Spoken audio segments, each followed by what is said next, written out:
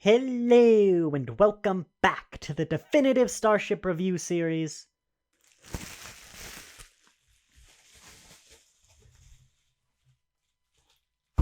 Without access to a proper table. That went better than expected. These stands are really good, shockingly, until they aren't. Yes, today we are taking a look at the D'deridex Romulan Warbird, both the XL and issue, probably something obscenely low. Mostly focusing on the XL as always, but briefly comparing it to the little standard guy. But before we get into that,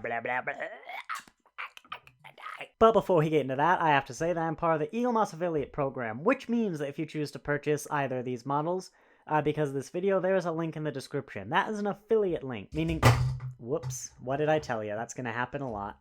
Meaning I will get a 7% commission. I think I might have ruined that one. Meaning I will get a 7% commission on the sale of the models. I'm allowed to say whatever the heck I want about these ships, and I purchased them myself.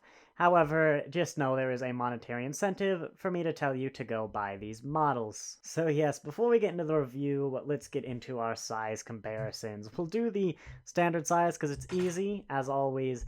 Here's what it looks like next to an Eaglemoss stand. It's quite a nice size, actually, for a standard one, and worthy of the D'deridex's, quite frankly, obscene sizing.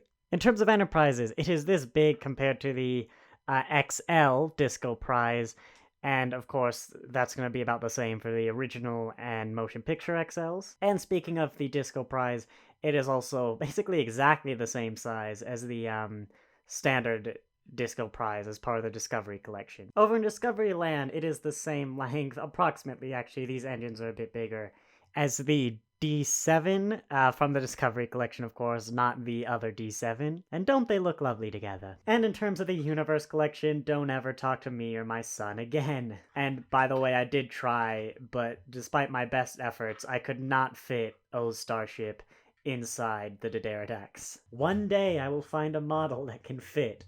But, and I could probably get the Valdor in there, but that's not the point. No, I stand corrected. One day I will find a model that can actually fit in here, but not today. But yes, the D'deridex Warbird. Everyone loves the D'deridex. It's a massive ship, and yes, I did just have a minor stroke, but it's really well done here. One of the earliest XL models, if I believe. Apparently, I might have gotten it as it came out, given how low that number is. But yes, very well done here by Eaglemoss. On the outside, you've got the bird-like feathering paneling. Somewhat more simplistic than you get in the modern series, but still incredibly well done. And you can tell, yes, it's a bird with the beautiful neck sculpt. The head, we'll get closer details on all this, of course, but the bird head, imposing. You can clearly see the scale. You can clearly see the bird. Lovely Romulan logo up there. There we go, the lovely Romulan logo. The nacelles are also pretty detailed, and in fact, I've never actually noticed that weird white detailing. Yes, that is on both nacelles. Under the film lighting, I don't think that normally stands out that well, or that obviously. The back, of course, the same detailing. The bottom, actually even more detailed than the top, which is usually not the case, with presumably escape pods, random Greebly style things, and more panel work, obviously. But even on the inside, there we go, you can see it's got lovely paneling work as well, both on the top, on the neck, along there, and on the bottom as well, even colored in down there, which you normally don't really see. I've got this on, under professional lighting and all that. And in person, I guess you will see it. You don't need too much lighting to get to the bottom, but it's a lovely detail that some other models maybe just wouldn't have had. I will address first that little joke I made in the beginning with the bubble wrap. These stands, they really don't look it, but somehow they actually do hold these ships really well. Apparently not when you're holding them like that, but I'm very confident in them. I have them hanging over the edge of a shelf. I could do my intro. They're very sturdy until they aren't, is the thing. So, like, it's one where if you live in an earthquake-prone area, you don't put this one on the edge. But other than that, it actually slides in there surprisingly nice. Yeah, other than, like, bumps to very specific areas, I guess any part of the model, it's gonna be pretty good. Is I'm not demonstrating what you know what. Don't shake your models. That's the lesson here. And it's the exact same sand for the smaller one. So this one's actually even better just because of the weight distribution. So yeah, shockingly good, these support. Let's get on to our close-ups now. We'll start with the head, which is probably the most interesting and arguably detailed bit. As you can see, countless windows all along there. And in fact, you don't really have a problem with window drift on this model. They're all in the right place. You can see they're very imposing. And yeah, they're very nicely done, all colored in. Actually, these ones are a bit clearer for some reason on this side. And they're all, I mean, indented as well. They're all bumps. If you run your finger over it, it probably says rude things in Braille. If you look at sort of the spine, the hair, I guess, the cowlick, whatever, very nice sculpt on here if we can get the camera to focus. There we go. You can see a lot of organic, kind of complex shapes done, and it's all looks correct. You know, I don't have the reference image in front of me, but you look at that and you're like, yeah, the D'deridex has that. This is right. This looks correct, which is really the important thing in the end of the day. And you can really see the indents and I guess the city, as you'd call it. God knows why you need this much space. But, you know, there's lovely little indents, random bits along here. Very nice. And the bottom support as well. A lot sturdier than you'd think it would be, actually, in terms of the model. But same, it's got several decks. I mean, just look at this thing. That's what, 5? Yeah, like 5 decks thick. This chip is insane, but we love it. And yeah, look at here. It's just beautiful model to hold. Lovely green, lovely weathering all over. It's just amazingly done. The nacelles we commented a little bit on earlier with this silvery stuff. It's more paint than weathering. I've never noticed it before, and I've had this model for years. As I said, that's a pretty low manufacturing number, but it's it's weird. I didn't know if the Veldor had that. And I think it might be the studio lighting that's really making me notice it. Actually, this model used to be in kind of a darker shelf. I think you've probably seen it in some of my older videos. Yeah, it's certainly detailed. It's got all the greeblies, bumps, a very vibrant neon-y green for the engines, as you can see inside. Again, I think part of that might be the effect of this studio lighting. I mean, it makes it look like it's glowing. It looks correct, and the more well lit it is, the more glowy it looks. The inside of the nacelles is pretty basic, but I mean, that's kind of what they are, just the glow. You can see the bumps kind of in there. It's some sort of manufacturing thing is the only sort of discrepancy in there, but it's still a very nice, and you can see they look more apparent on the camera, sorry, in person than they do on my little camera view display, but it's like, you know, you're not going to focus on that really, but they are there. Going over to the rear side, you can see there's actually a disconnect between the back of the model and the base. It's really like a specific arrow or a specific angle. You can see it. You'd have to really be focusing on the model's butt.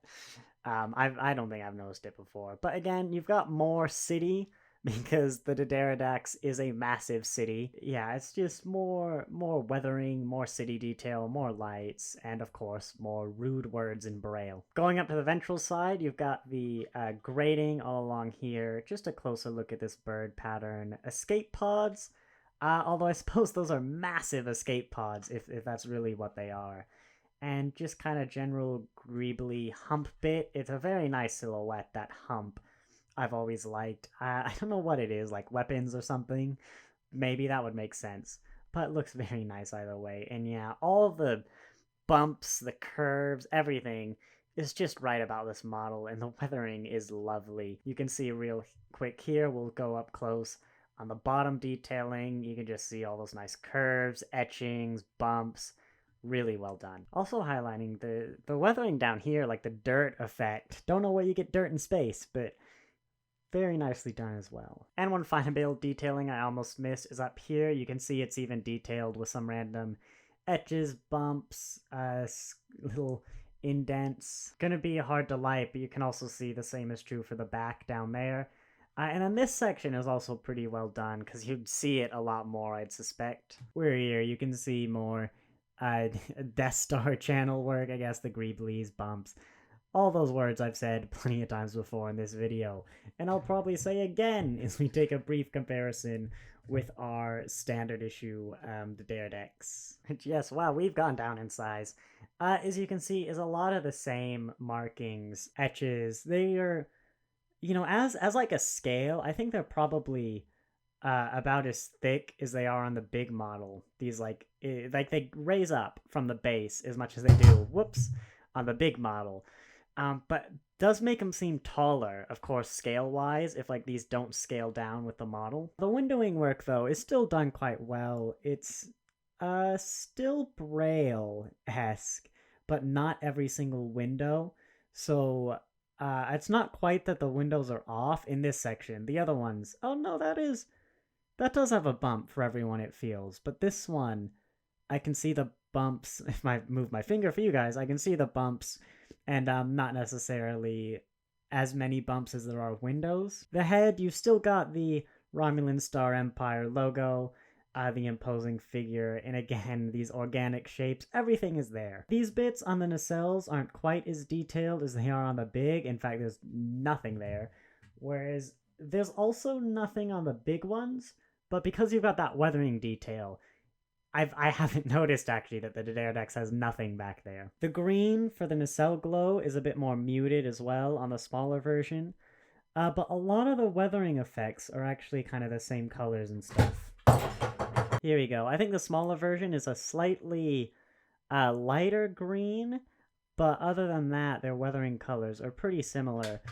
And as you can see, all the detailing slightly more defined, I think, on the big model and a bit clearer, but I think it is all there on both models. Slight difference I'm noticing at the front, where there's some like these weird little black bits on the small model, actually on just the one side. I think that must be weathering then. There's weathering kind of on the front section here. This one has more subtle weathering that blends in more naturally. Just kind of the dirt, as I call it, even though it's probably not dirt in space. And really, is as common with a lot of these models. The XL is a better version of the small one. If you really care about money, a budget, maybe just looking for a cheap gift, this D'deridex, the normal one, is definitely good enough. It should satisfy any fan, really. But the XL is definitely worth it. You will not be disappointed. And it's got everything's there. It's just wonderful. If you think you might enjoy it, you're right. You will. It's just so well done. It's a gorgeous, famous ship that I'm very happy to have in my collection. And yeah, along with stuff like the XL Enterprise D and whatnot, you can start recreating famous scenes, and it's just a fantastic design. Excellently captured here by Eaglemoss. So I hope that's it. No, I don't hope that's it. That is it for today. I hope you enjoyed. If you have any more questions about either of these models, which are beautifully framed here, might I say, just ask it in the description below. If you want me to review a specific model, just ask. If I have it, I do it, and there's a higher chance I will have it than not. So thanks for watching, and I'll see you next time.